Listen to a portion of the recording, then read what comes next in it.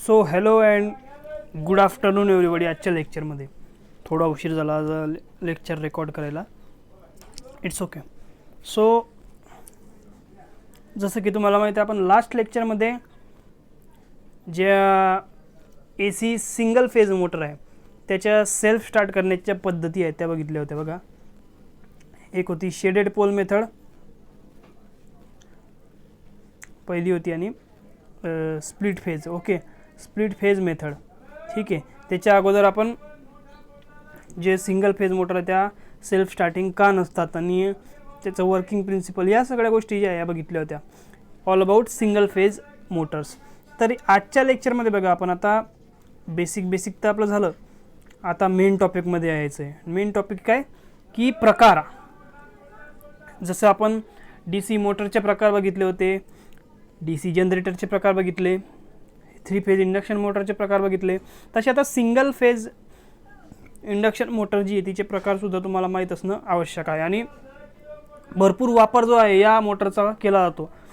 आपल्या घरामध्ये वेगवेगळ्या उपकरणांमध्ये मोटरी असतात, पण आपल्याला माहीत नसते की नेमकी कोणती मोटर, तिचं नाव काय आहे वगैरे वगैरे. तर हे चॅप्टर संपल्यावर म्हणजे या चॅप्टरच्या शेवटी तुम्हाला ॲटलिस्ट तेवढ्या गोष्टी समजतील आणि थोडं ॲडिशनल नॉलेज जे आहे ते सुद्धा येईल सिंगल फेज इंडक्शन मोटर विषयी. So let's come to the point. बघा, types of single phase induction motor. तर सिंगल फेज इंडक्शन मोटर जे आहेत त्याचे प्रकार. तर बघा, मेन जे प्रकार आहेत ते 2 प्रकार आहेत. एक आहे स्प्लिट फेज इंडक्शन मोटर. पहिला आहे स्प्लिट फेज इंडक्शन मोटर आणि जो दुसरा जो प्रकार आहे तो आहे कम्युटेटर मोटर. कम्युटेटर मोटर असे 2 प्रकार जे आहे हे सिंगल फेज इंडक्शन मोटरचे पडतात. हे मुख्य प्रकार. आता स्प्लिट फेज इंडक्शन मोटर आणि कम्युटेटर मोटर यांचे सुद्धा वेगवेगळे जे प्रकार आहे म्हणजे आपण त्याला सब टाईप्स म्हणतो ते पडतात. तर तेही बघू की जे स्प्लिट फेज इंडक्शन मोटर आहे त्याचे 6 प्रकार पडतात बघा. 6 प्रकार. पहिला resistance start induction run motor. दुसरा induction start induction run motor. नंतर तिसरा capacitor start induction run motor. नंतर चौथा capacitor start capacitor run motor. नंतर परमनंट कपॅसिटर मोटर आणि शेडेड पोल मोटर. या सगळ्यांविषयी आपण जे या चॅप्टरमध्ये मी तुम्हाला माहिती सांगणार आहे जेणेकरून तुम्हाला याच्याविषयी माहिती व्हावी. कारण एक महत्त्वाचा प्रकरण आहे हे, महत्त्वाचं चॅप्टर आहे जे तुम्हाला म्हणजे त्याच्यामधून परीक्षेमध्ये प्रश्न तर विचारलेच जातात, पण ॲज अ करिअर म्हणून म्हणजे मोटरची जी रिवाइंडिंग आहे किंवा रिपेरिंग आहे हे तुम्ही करू शकता. आणि मोठमोठ्या ज्या कंपन्या आहेत या मोटरच्या त्यांच्यामध्ये त्या कंपन्यांमध्ये सुद्धा तुम्हाला जॉब जो आहे हा मिळू शकतो जर तुम्हाला त्याविषयी व्यवस्थित माहिती येते असली तर. ओके, तर चला वळू. जो नेक्स्ट आहे बघा, कम्युटेटर मोटरचे सुद्धा 2 प्रकार पडतात. युनिव्हर्सल मोटर आणि रिपल्शन मोटर. बघा, युनिव्हर्सल मोटर तुम्ही ऐकलं असेल किंवा नसेल ऐकलं तर या चॅप्टरमध्ये तुम्हाला एकदम डिटेलमध्ये मी सांगणार आहे. कारण युनिव्हर्सल मोटर ही जी मोटर आहे ही भरपूर वापरात येणारी आणि एक स्पेशालिटी आहे. नेमकी काय स्पेशालिटी आहे तुम्हाला मी सांगेलच एकदम डीपली. एक स्पेशल लेक्चर घेऊ त्याच्यावरच, युनिव्हर्सल मोटर या टॉपिकवर. ठीक आहे. आणि रिपल्शन मोटर दुसरा प्रकार. तर आपण या लेक्चरमध्ये resistance start induction run motor म्हणजेच जो स्प्लिट फेज इंडक्शन मोटरचा जो पहिला प्रकार आहे त्याच्याविषयी माहिती जी आहे ही मी तुम्हाला सांगणार आहे या व्हिडिओमध्ये. Okay, resistance start induction run motor. Okay, तर ही जी मोटर आहे या मोटरचे एक सांगायसाठी स्पेशालिटी म्हणजे ह्या मोटरचा जो रोटर आहे हा काय असतो, स्क्विरल केज असतो. आणि जे स्टेटर असते हे म्हणजे 3 फेज इंडक्शन मोटर सारखंच असतं, पण काय झालं असतं स्टेटरमध्ये जे स्लॉट असतात, स्टेटर स्लॉट जे असतात त्यांच्यामध्ये सिंगल फेजिंगची जी स्टार्टिंग आणि रनिंग जी वाइंडिंग आहे ती केलेली असते. म्हणजे स्टेटर जे आहे ते 3 फेज मोटर सारखंच असतं, पण त्याच्यात वाइंडिंग जी आहे ती सिंगल फेजची केलेली असते. आणि जी रनिंग वाइंडिंग असते, रनिंग वाइंडिंगचा जो इंडक्टन्स आहे हा जास्त असतो आणि रेजिस्टन्स कमी असतो. याच्यामध्ये काय असतं बघा, रनिंग वाइंडिंग. तर तुम्हाला ही आकृतीमध्ये समजेल बघा. तर ही स्टार्टिंग वाइंडिंग, ही स्टार्टिंग वाइंडिंग आहे आणि ही मेन वाइंडिंग. ओके. तर होत काय असते बघा, जी रनिंग वाइंडिंग आहे त्याच्यावर काय इलेक्ट्रिकल 90 डिग्रीमध्ये स्टार्टिंग वाइंडिंग जी आहे ते असते. म्हणजे ही जी रनिंग वाइंडिंग आहे, मेन वाइंडिंगला रनिंग वाइंडिंग म्हणतात. तर ती ही जी रनिंग वाइंडिंग आहे याच्या 90 डिग्रीमध्ये काय स्टार्टिंग वाइंडिंग जी आहे ही असते, बसवलेली असते.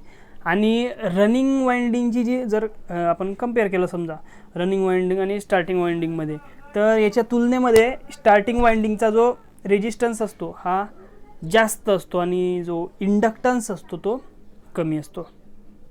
आता ही जी स्टार्टिंग वाइंडिंग आहे ही फक्त मोटर स्टार्ट करताना, म्हणजे स्टार्ट होते जेव्हा मोटर, तेव्हा सर्किटमध्ये जोडली जाते. ही जी वाइंडिंग आहे ही जेव्हा मोटर सुरू होते तेव्हा सर्किटमध्ये जोडली जाते. म्हणून या वाइंडिंगला आपण स्टार्टिंग वाइंडिंग असं म्हणतो. म्हणजे मोटार चालू असताना स्टार्टिंग वाइंडिंग सर्किटच्या बाहेर असते. आता स्टार्टिंग वाइंडिंग जी असते त्याच्या सिरीजमध्ये, स्टार्टिंग वाइंडिंगच्या सिरीजमध्ये एक सेंट्रीफ्युगल स्विच जो आहे तो जोडलेला असतो. हे बघा, उडालं का सगळंच. हा बघा सेंट्रीफ्युगल स्विच जो आहे हा बसवलेला असतो स्टार्टिंग वाइंडिंगच्या. आता हे सिरीजमध्ये जोडलेला आहे बघा. हा जो स्विच आहे हा स्टार्टिंग वाइंडिंगच्या सिरीजमध्ये हा सेंट्रीफ्युगल स्विच जो असतो हा जोडलेला असतो. आणि हा जो स्विच आहे हा रोटरच्या शाफ्टच्या सेंट्रीफ्युगल फोर्सवर ऑपरेट होणारा एक मेकॅनिकल स्विच जो असतो तो हा असतो. आणि असा स्विच जो आहे हा मोटरच्या आतमध्ये बसवलेला असतो. बघा तुम्हाला एक फोटो आहे, मी दाखवतो तुम्हाला. हां, झूम करून दाखवतो. हा बघा, हा जो पार्ट आहे हा आहे सेंट्रीफ्युगल स्विच. ओके. तर हा जो सेंट्रीफ्युगल स्विच असतो हा मोटरच्या आतमध्ये बसवलेला असतो. आणि याच्यामध्ये तुम्हाला आकृतीमध्ये दाखवतो बघा. कुठे गेली आकृती? हां. तर हा जो सेंट्रीफ्युगल स्विच आहे याच्यामध्ये बघा एक रोटेटिंग पार्ट असतो, एक फिरता भाग असतो. आणि जो दुसरा भाग असतो तो स्थिर असतो. बघा हा स्थिर भाग, म्हणजे स्थिर भाग जो आहे हा अशा प्रकारे, आणि हा काय आहे फिरता भाग दुसरा. ठीक आहे, दोन भाग असतात, एक फिरता भाग असतो आणि एक स्थिर भाग असतो. आणि या स्विचच्या सिरीजमध्ये स्टार्टिंग वाइंडिंग जी ही जोडलेली असते, जसं की मी तुम्हाला सांगितलंच. आणि रनिंग वाइंडिंग किंवा आपण त्याला मेन वाइंडिंग असंही म्हणतो, ही जी आहे ही सप्लायच्या आणि स्टार्टिंग वाइंडिंगच्या पॅरललमध्ये जोडलेली असते. बघा तुम्ही इथं बघू शकता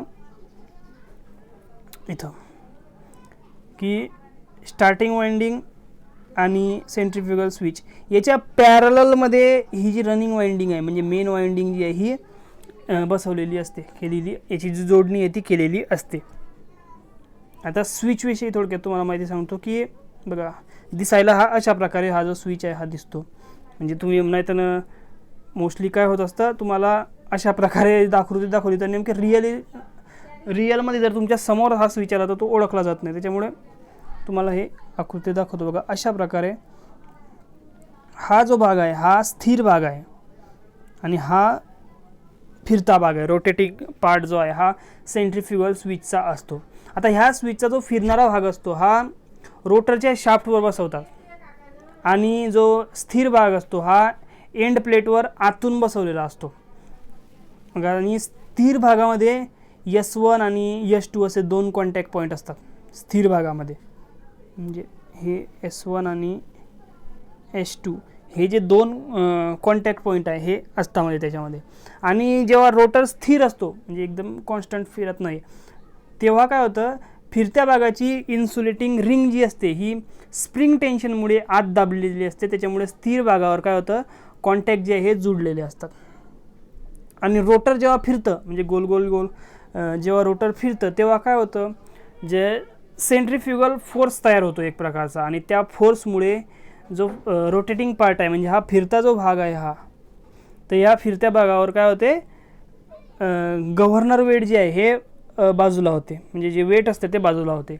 आणि त्याच्यामुळे काय होतं, जे इन्सुलेटिंग रिंग आहे ती बाहेर येते. थोडं फास्ट होतं आहे मोस्टली, ठीक आहे. थोडं स्लोली सांगतो जेणेकरून तुम्हाला व्यवस्थितरित्या समजून येईल. ओके, तर ही जी इन्सुलेटिंग रिंग आहे ही बाहेर आलेली असते आणि त्यावेळी जेव्हा ही इन्सुलेटिंग रिंग बाहेर आलेली असते त्यावेळी काय होतं की स्थिर भागावरील कॉन्टॅक्टर जो असतो हा तुटतो, म्हणजे ओपन होतो. आणि ह्या क्रियेमुळे ही जी क्रिया घडत असते या क्रियेमुळे कॉन्टॅक्टरच्या सिरीजमध्ये, म्हणजे कॉन्टॅक्ट जे असतात त्याच्या सिरीजमध्ये जोडलेली जी सर्किट आहे ते ओपन होते.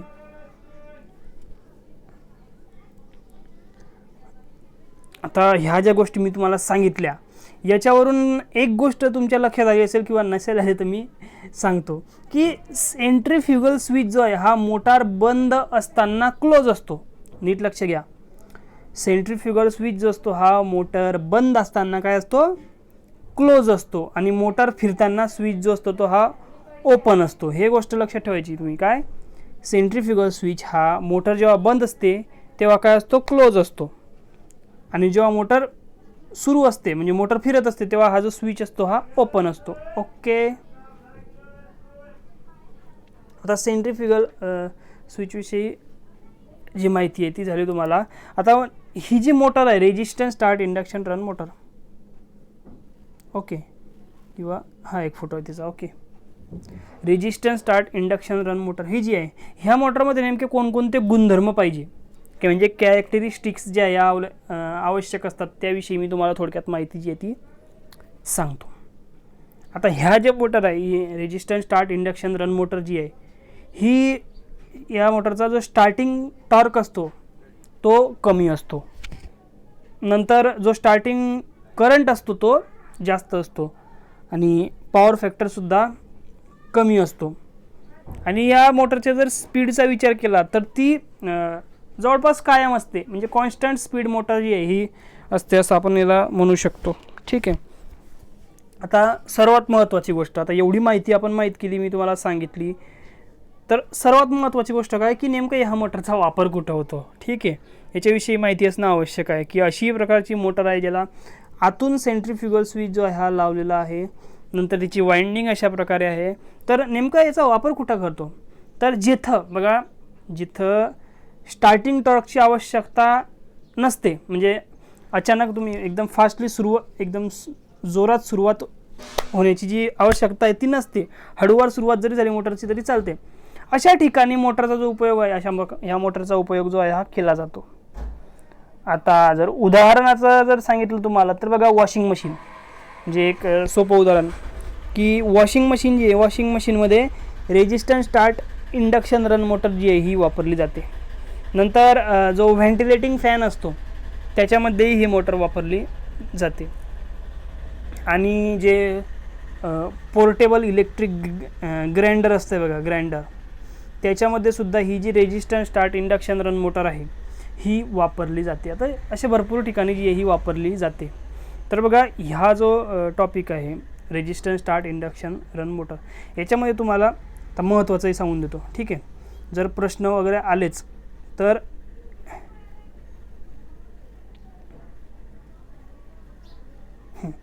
जर आलीच म्हणजे चान्स भरपूर कमी राहतो, पण 10 किंवा 5% चान्स असं येऊ शकतो की इंजिनिअरिंग ड्रॉइंगमध्ये ही आकृती तुम्हाला विचारू शकतात. म्हणजे विचारताच असं नाही, 10 वर्षामधून 8 वर्षामधून एक वेळेस विचारली जाते. नंतर सेंट्रीफ्युगल स्विच, सेंट्रीफ्युगल स्विचची आकृतीसुद्धा बघा मोस्टली 30%, 20 to 30% विचार करायचा की ही येऊ शकते. ठीक आहे, अशा प्रकारची आकृती जी आहे ही येऊ शकते. तर बघा, या व्हिडिओमध्ये फक्त एवढ्या गोष्टी ज्या आहे तुम्हाला सांगायच्या होत्या, त्याच्यामुळं हा जो व्हिडिओ आहे हा रेकॉर्ड करावा लागला. सो भेटू पुढच्या व्हिडिओमध्ये एका नवीन टॉपिकवर. आता नवीन टॉपिक कोणता, जो induction start induction run motor आहे आणि त्याच्या समोरच्या ज्या मोटर्स आहेत जसं की capacitor start induction run motor. ठीक आहे, तर यांच्याविषयी अधिक माहिती जी आहे मी तुम्हाला सांगणार पुढच्या लेक्चरमध्ये. बघा, स्लाईड्स तयार करावे लागतात शिकवण्यासाठी, अजून ते यांच्या स्लाईड्स ज्या ह्या रेडी झालेल्या नाही, त्याच्यामुळे थोडा जो वेळ असतो तो लागत असतो प्रत्येक लेक्चरच्यामध्ये. ठीक आहे, सो तोपर्यंत तुम्ही तुमचं जे रायटिंग वर्क आहे ते कंप्लीट करत राहा. तर भेटू पुढच्या व्हिडिओमध्ये एका नवीन टॉपिकवर. तोपर्यंत काळजी घ्या स्वतःची आणि स्वतःच्या परिवाराची. धन्यवाद.